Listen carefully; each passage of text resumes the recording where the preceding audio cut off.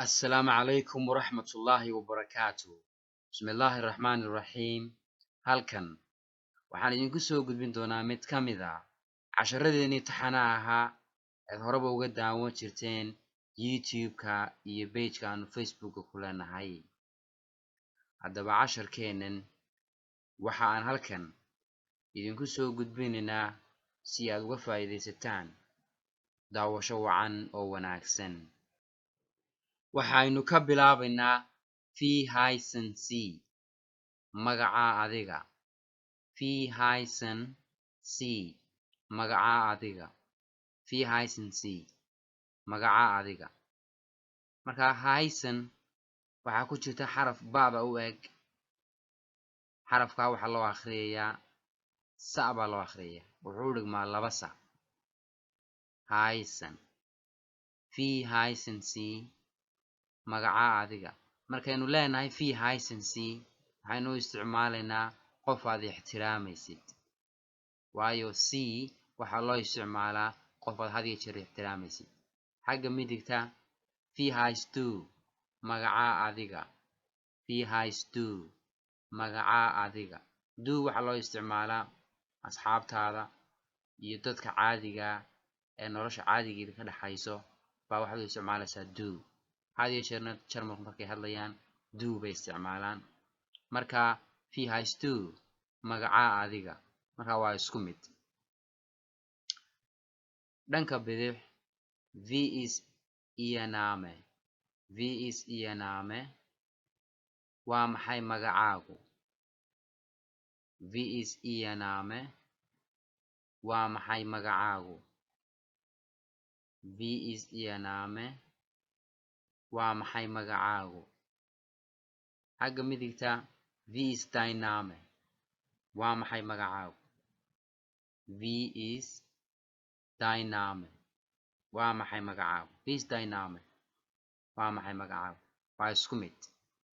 marka afartuba waa isku mid. haddaad tirahdid fii haysan c, haddaad tirahdid fii haystu, haddii aad tirahdid wie ist ihr Name iyo haddii aad tirahdid wie ist dein Name, intuba waxay sheegayaan magacaa ama waa maxay magacaagu. waa isku wada mid weeye.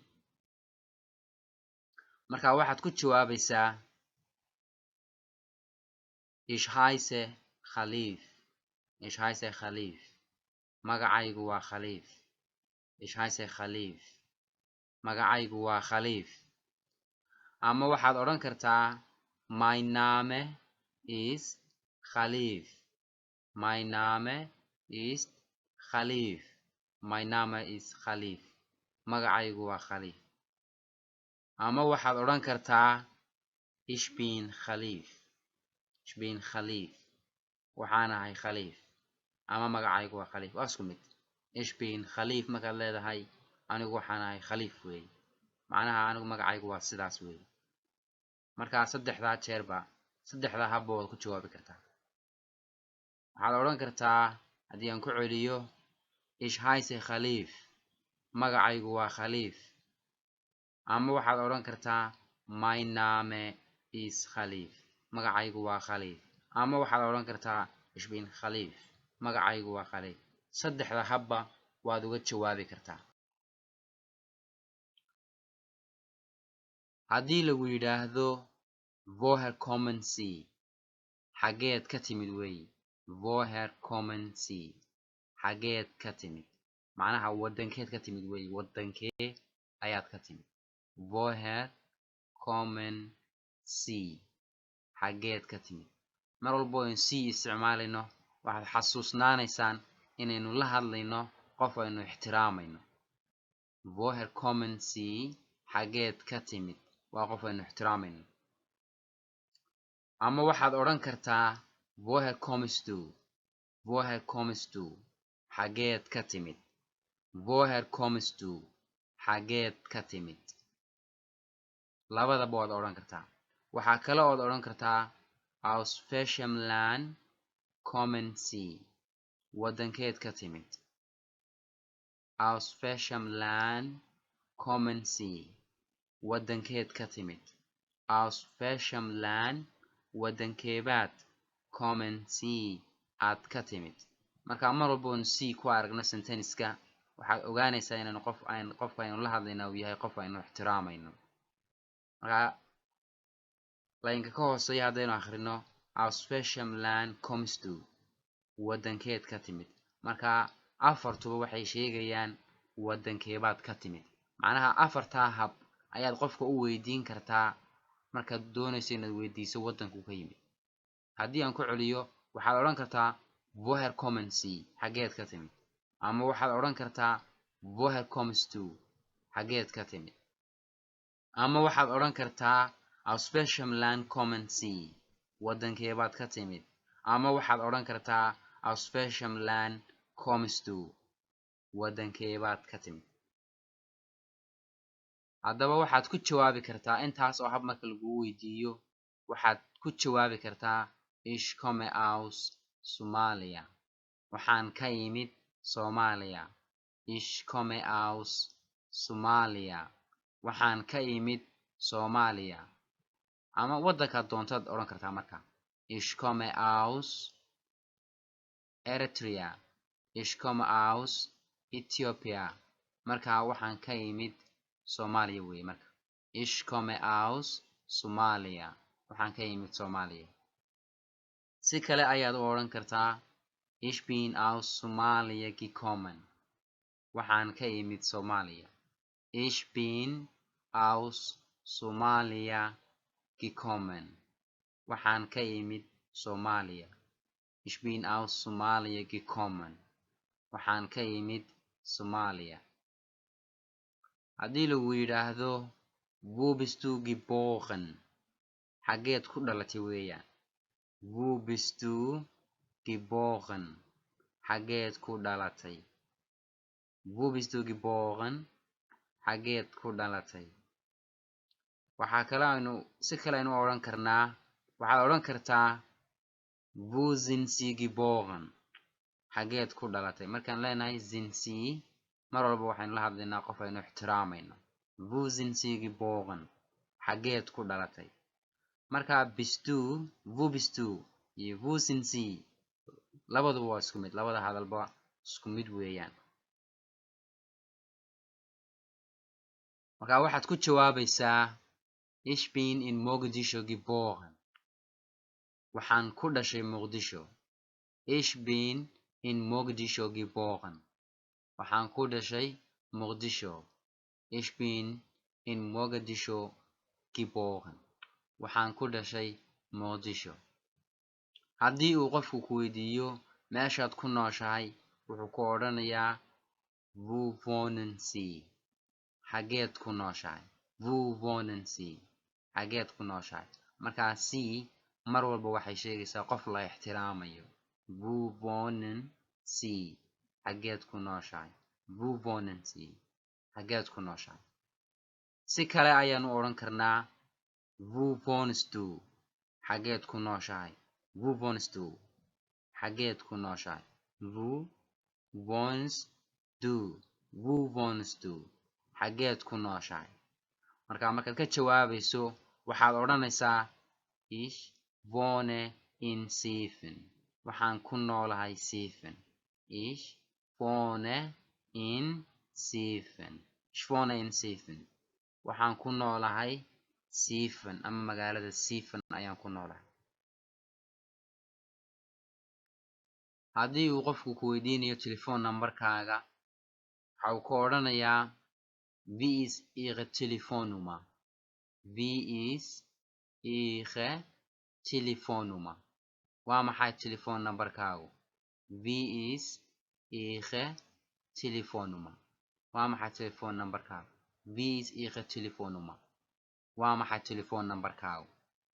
si kale ayaa uu qofku ku weydiin karaa waxa uu ku odhan karaa wie ist deine Telefonnummer waa maxay telephone numberkaagu. wie ist deine Telefonnummer waa maxay telephone numberkaagu. wie ist deine Telefonnummer. ama qofku waxa uu ku weydiin karaa telefoonkaad gacanta ku sidatid nambarkiisa oo uu odhanayo wie ist Ihr Handynummer waa maxay telephone numberkaagu. waa telefoonkan gacanta ku sidato.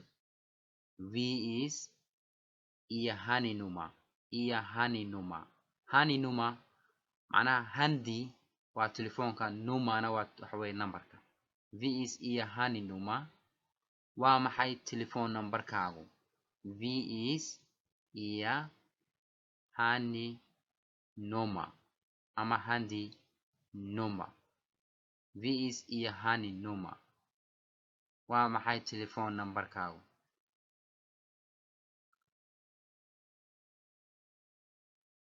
marka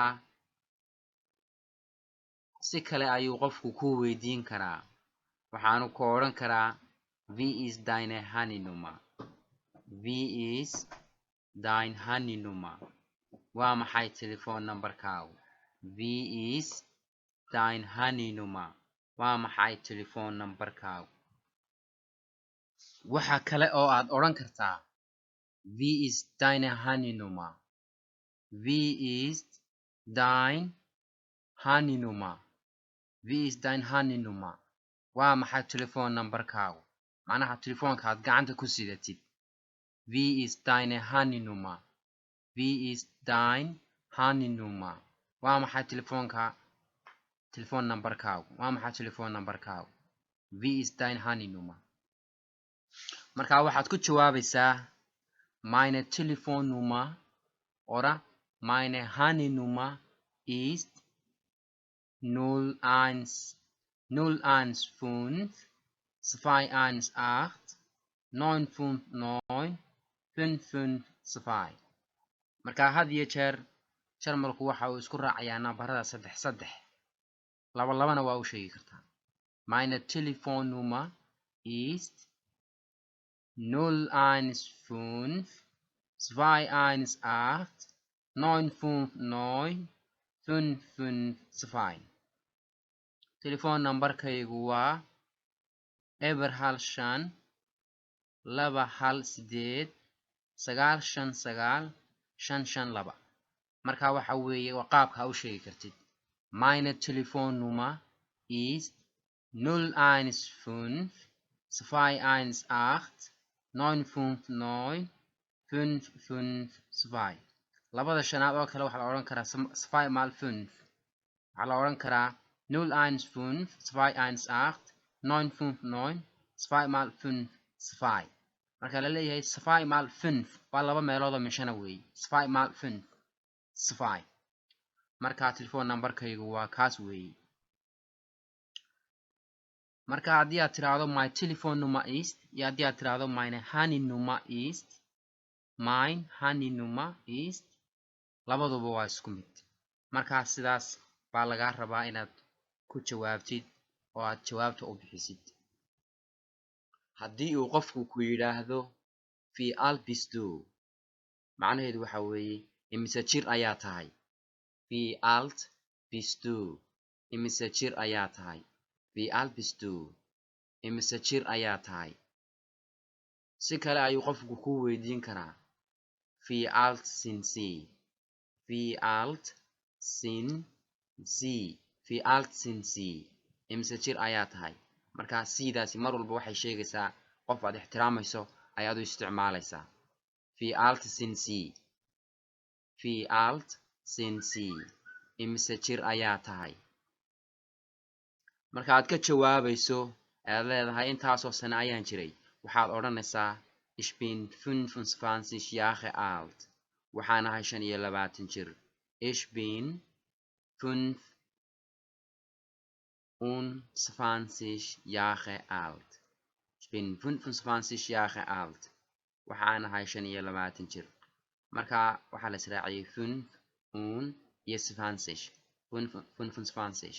ich bin 25 Jahre alt waxaan ahay 25 jir haddii aad leedahay weli maan guursan oo kali ayaan ahay ama single ayaan ahay waxaad odhanaysaa ich bin ledig ama ich bin ledig labadaba waa la odhan karaa ich bin ledig kali ayaan ahay ama single ayaan ahay ich bin ledig ich bin ledig kali ayaan ahay ama single ayaan ahay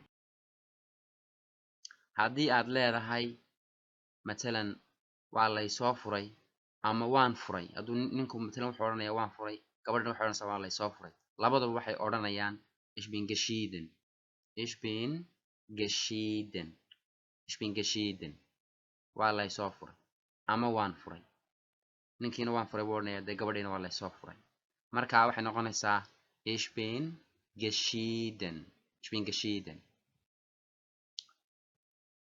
haddii aad leedahay aniga iyo gabadhaydu waanu kala tagnay waxaad odhanaysaa ich und meine Frau sind getrennt aniga iyo gabadhaydu waanu kala tagnay getrennt waxa weeye kala tegis weeye ingiriisigana waxaa la yidhahdaa separate ama separation kala tegis weeye ich und meine Frau sind getrennt aniga iyo gabadhaydu waanu kala tagnay marka kelmadda getrennt waxaa loo isticmaala waxyaalo kala duwan markay matalan lacagta bixinayso ma zusammen baad ku bixinaysaan mise getrennt keli yacni qofba goonidiisa wuu bixinayaa getrennt marka getrennt baad odhanaysaa waa kala tegis weeye ich und meine Frau sind getrennt marka kelmadday u eg tahay kelmadda cabitaanka oo kale way u eg tahay taa waxaa la yidhahdaa getrenke ka baa u dambaysa taa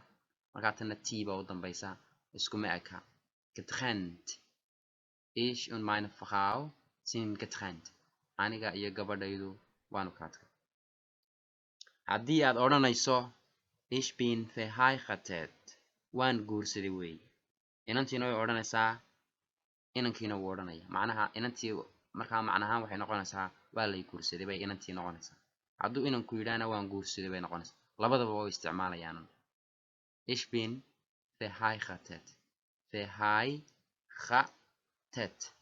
ich bin verheiratet ich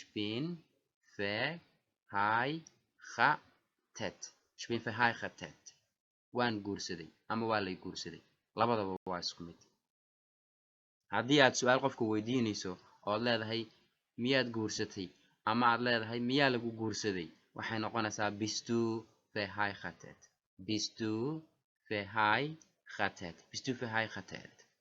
miyaa lagu guursaday ama miyaad guursatay haddii lagu yidhaahdo bist du geschieden miyaa lagu soo furay weeye bist du geschieden miyaa lagu soo furay macnaha ninku hadduu wax furayna waa lagu odhanayaa un haddii gabadha lasoo furayna waa lagu odhanayaa bist du geschieden inkastoo furniinku wax xun uu yahay bist du geschieden miyaa lagu soo furay ama ninkan waxaa lagu odhanayaa miyaad furtay bay noqonaysaa bist du geschieden yacni miyaad furtay haddii gabadh tahayna waxa weeye bist du geschieden miyaa lagu soo furay labadaba inkastoo soomaalidu badankeeda ay ixtiraam ka muujiyaan yani aanu lagu odhanaynin inantii ama ninkii kelmad noocan oo kale ah haddana waxa weeye markaa matalan jarmalka oo kale aa weydiinayso qofka bist du geschieden waa weydiin kartaa qofka haddii lagu yidhaahdo hast du kinder carruur ma leedahay weeye hast du kinder carruur ma leedahay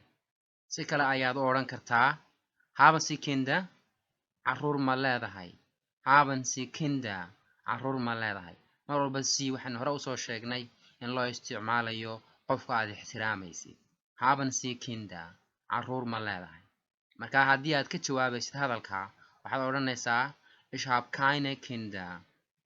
keine kinder anigu ma lihi carruur ich hab keine kinder carruur ma lihi marka haddii aad carruur leedahay halka ay keine ay ku jirto waad ka saaraysaa waxay noqonaysaa markaa ich hab kinder carruur baan leeyahay ich hab kinder haddii aad laba carruur leedahay ich hab zwei kinder haddii aad saddex leedahay ich hab drei kinder haddii aanad carruurna lahayn oo wax carruuraba lahaynna waxaad odhanaysaa ich hab keine kinder oo macnaheedu yahay anigu ma lihi carruur